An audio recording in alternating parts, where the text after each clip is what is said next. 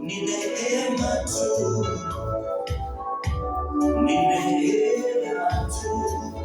Yesu imetuhifadhi, ni neema tu, ni neema tu, ni neema tu. Yesu imetuhifadhi, neema ya msalaba, neema tu,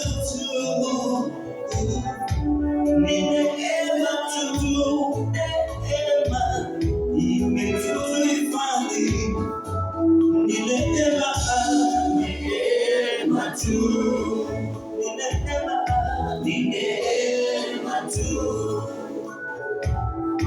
ni neema tu.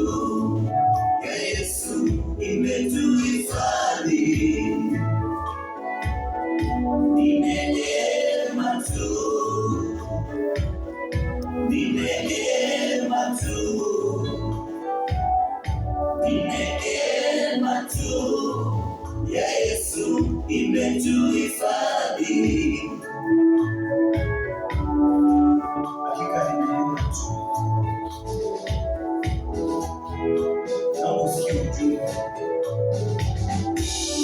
Tumepungukiwa kama wanadamu, tumetenda maovu mengi mno, lakini huyu Mungu wetu anatupenda kila siku. Tunaishi kwa wema wake, tunaishi kwa nguvu zake, upendo wake wa ajabu wa agape umetuhifadhi,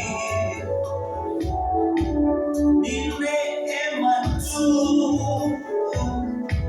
ni neema ya Yesu,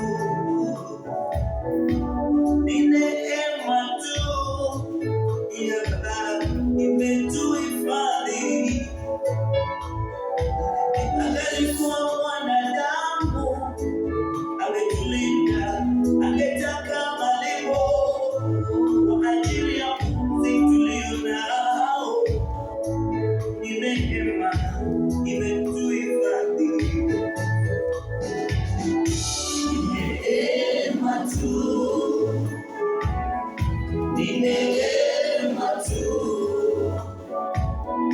ni neema tu. Yesu imetuhifadhi, kwa YouTube baadaye na TikTok, ni neema tu, na tuna website baadaye, ni neema tu. Unaishi kwa sababu kupitia ni neema tu. Yesu imetuhifadhi, hakika ni neema tu. Kama tumetoka, haijakuwa rahisi. Tulikuwa chini sana katika maisha, wanadamu wakatuweka kwenye viwango, maana